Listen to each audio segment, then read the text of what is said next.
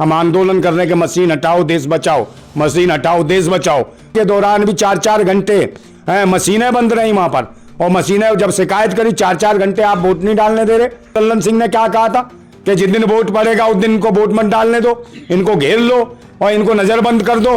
तो कहीं ना कहीं भारत निर्वाचन आयोग देश के लोकतंत्र और संविधान और चुनाव तंत्र को बर्बाद करने में लगा है। इसी प्रकार आप भारत के संविधान को भी तोड़ मरोड़ के और उसमें गपोल कथाएं अंधविश्वास के नाम पर देश कहीं ना कहीं महंगाई की स्थिति में पूरी दुनिया में भारत जो है ना सबसे कर्जदार देश बन गया है। ये किनके शासन में बना? इन्हीं विश्वगुरुओं के शासन में। तो दलित पिछड़े आदिवासी समझ रखा है इन्होंने, और सरकार भी कुछ नहीं करती है, पुलिस भी इसका स्वागत कर रही है। ज्ञानेश कुमार गुप्ता कहीं ना कहीं मशीन के माध्यम से देश को बर्बाद करा रहा है। बाबा साहेब के नाम को नेस्तनाबूद करने की चुनौतियां दे चुके हैं और इनकी वो सीटें नहीं आएंगी। मैं कह रहा हूं 10-20 सीटें आ जाए, यही बहुत है बिहार में, अगर ईमानदारी से बैलेट पेपर पर चुनाव कराएं।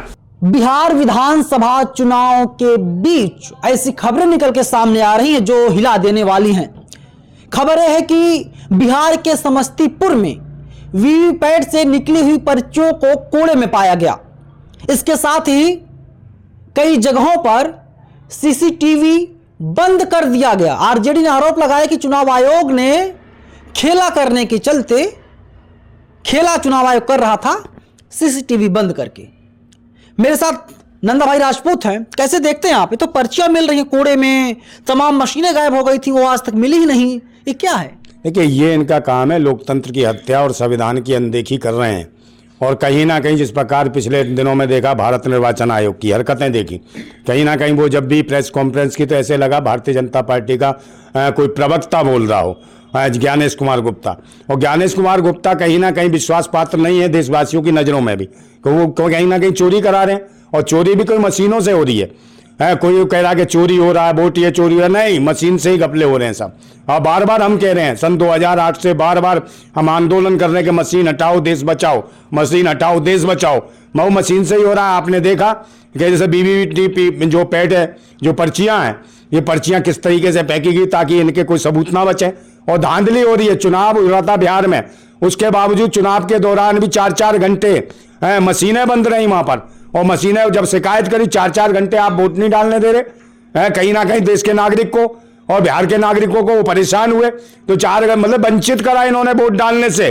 और बहुत सारे लोग, देखो लल्लन सिंह ने क्या कहा था कि जिस दिन वोट पड़ेगा उस दिन इनको वोट मत डालने दो, इनको घेर लो और इनको नजरबंद कर दो, विपक्ष के लोगों को वोट मत। तो ये एक बात बताइए, जो केंद्रीय मंत्री जो है और कहीं ना कहीं कैबिनेट मंत्री इस प्रकार की भाषा शैली का उपयोग कर रहा है, तो उसके खिलाफ कोई कार्रवाई की गई? बिल्कुल नहीं की गई। वो धांधली हुई है पूरे चुनाव में, जहां तक की, और ये कहीं ना कहीं धांधली करी है जो भारत निर्वाचन आयोग में है। या तो नाकाम कहोगे इसको, या कहोगे ये धांधली करी है। तो कहीं ना कहीं भारत निर्वाचन आयोग देश के लोकतंत्र और संविधान और चुनाव तंत्र को बर्बाद करने में लगा है। ये देश के हित में नहीं है और देशवासियों को एकजुट होना चाहिए, क्योंकि अब लोकतंत्र जो है हाशिए पर है। कहीं ना कहीं देश की सत्ता और शासन में वो ढोंगी, पाखंडी, विदेशी मानसिकता के कीड़े बैठ गए हैं जो समाज को नोच रहे हैं, देश के लोकतंत्र को चाट रहे हैं, संविधान को खत्म करना चाहते हैं। इसलिए भारत के लोगों को जागरूक होना पड़ेगा। एक अधिकारी को चुनाव आयोग ने सस्पेंड कर दिया है। एक अधिकारी वर्ष से क्या होगा? आप धांधली करा लिए, सब कुछ करा लिए, अब सस्पेंड करने से क्या होगा? क्या दोबारा चुनाव कराएंगे? आप बैलेट पेपर पर चुनाव करा लीजिए, मशीन हटाइए, आपकी औकात पता चल जाएगी। आप जो बैठने लायक नहीं हो, आप भिखमंगे हो, भीख मांगने लायक हो, शुरू से धर्म के नाम पे और दया और उस पर दक्षिणा के नाम पे पलते आए हो। आज कहीं ना कहीं 420 ग्रंथों में लेके सब जगह 420 आपने गपोल कथाएं लिख के देश के भारतवासियों को गुमराह किया है। इसी प्रकार आप भारत के संविधान को भी तोड़ मरोड़ के और उसमें गपोल कथाएं चाहते हैं अंधविश्वास के नाम पर, और कहेंगे आस्था के नाम। आस्था के नाम से देश नहीं चलता। देश तार्किकता पे चलता है, वास्तविकता पे चलता है, विज्ञान पे चलता है, कहीं ना कहीं मेडिकल साइंस पे चलता है ये देश। ये पाखंडवादियों से देश नहीं चलेगा, ये देश बर्बादी की ओर है। यही वजह है कि देश गुलाम होता जा रहा। देश कहीं ना कहीं महंगाई की स्थिति में पूरी दुनिया में भारत जो है ना सबसे कर्जदार देश बन गया है। ये किनके शासन में बना? इन्हीं विश्वगुरुओं के शासन में। तो कहीं ना कहीं बचाने की जरूरत। पूरे देश के लोग, आरजेडी देखिए आंदोलन कर रही है, कह रही है घोटाला किया इन्होंने, घपला किया है, और सरेआम लोगों को मार दिया जा रहा। अनंत सिंह ने देखिए कैसे मारा, सरेआम मार दिया। तो दलित पिछड़े आदिवासियों को कोड़ा समझ रखा है इन्होंने, और सरकार भी कुछ नहीं करती है, पुलिस भी उसका स्वागत कर रही है, मैन मिस्ट्री मीडिया कह रही छोटे सरकार इनके छोटे सरकार हो गए। और देशवासियों की क्या स्थिति करी है, लोकतंत्र को ये मशीन के माध्यम से ही देश का मैंडेट लूटा जा रहा है। और ये सरकारें कई जनता के द्वारा चुनी नहीं है, चाहे केंद्र में हो चाहे प्रदेशों में भाजपा की सरकारें हैं, ये सब घोटालेबाजी से आई हैं। ज्ञानेश कुमार गुप्ता कहीं ना कहीं मशीन के माध्यम से देश को बर्बाद करा रहा है और मशीन के माध्यम से कहीं ना कहीं पाखंडी, ढोंगी, कमीन मानसिकता के लोग बैठे हैं जो भारत के संविधान को खत्म करना चाहते हैं, बाबा साहेब के नाम को नेस्तनाबूद करने की चुनौतियां दे चुके हैं। तो ऐसों के लिए कहीं ना कहीं भारत के मूल निवासियों को खड़ा होना होगा और कहीं ना कहीं बिरसा मुंडा की तरह आपको आंदोलन करने पड़ेंगे। बिरसा मुंडा ने भी ईमानदारी, सच्चाई से अपने हक और अधिकार के लिए अपने देश के मूल निवासियों की लड़ाई लड़ी थी। जब लोगों की समझ नहीं आया तो फिर उन्हें करना पड़ा, क्रांति करनी पड़ी और गोरिल्ला वार करने पड़े। कहीं ऐसी स्थिति ना आए कि भारत के लोगों को गोरिल्ला वार करने पड़े और इन पाखंडियों की स्थितियां खराब हो जाएं। कितने गोरिल्ला वार करेंगे? भारत के कम से कम 110-20 करोड़ लोग हैं भारत के मूल निवासी। जब ये गोरिल्ला वार करेंगे तो ये मुट्ठी भर जो कीड़े मकोड़े, विदेशी मानसिकता के नाजायज कीड़े जो भारत में बैठे हुए हैं और भारत के लोगों का शोषण कर रहे हैं, धर्म के नाम पर आतंक बचा रहे हैं, अब तो डकैतियां मार रहे हैं मशीन से।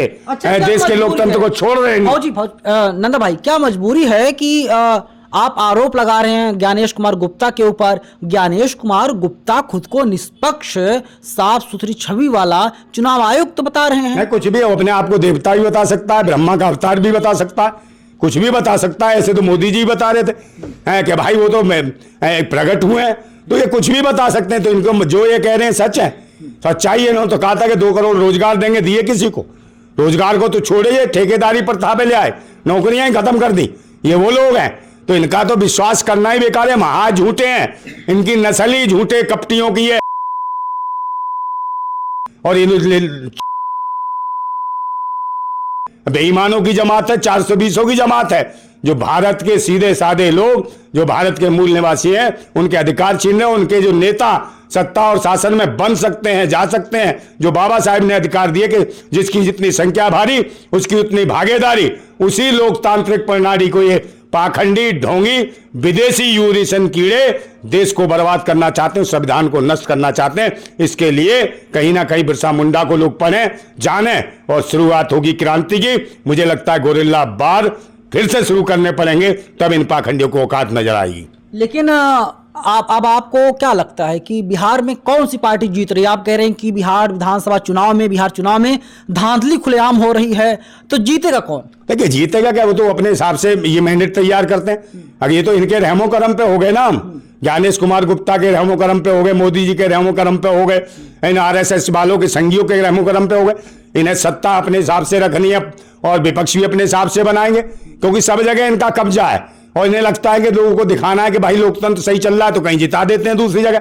मगर ईमानदारी, सच्चाई इसमें है कि जिस दिन बैलेट पेपर से चुनाव कराएंगे उस दिन पता चलेगा कि सच्चा लोकतंत्र क्या है। आज भी बैलेट पेपर से चुनाव करा लें, अगर इनकी कहीं ना कहीं जितने भी है इनके कोई वोट तो दे नहीं रहा इनको, भाजपाइयों को, ना इनके समर्पित दलों को। स्थितियां ये है, और इनकी वो सीटें नहीं आएंगी। मैं कह रहा हूं 10-20 सीटें आ जाए, यही बहुत है बिहार में, अगर ईमानदारी से बैलेट पेपर पर चुनाव कराएं। ये मशीन के माध्यम से भारत की जमीन लूटना चाहते हैं, भारत के लोकतंत्र को खत्म करना चाहते हैं, भारत के संविधान को खत्म करना चाहते हैं। ये इनकी एक सोच है और ये विदेशी ये कहीं ना कहीं मनुस्मृति स्थापित करना चाहते हैं, उसे लागू करना चाहते हैं और भारत के मूल निवासियों का शोषण करना चाहते हैं, उनके अधिकारों को छीनना चाहते हैं। चलिए, इनका कहना है कि मशीनों के जरिए भारतीय जनता पार्टी चुनाव आयोग से खेल करवा रही है। पूरी बातचीत पर कमेंट बॉक्स में आप लोग अपनी राय जरूर लिखिएगा।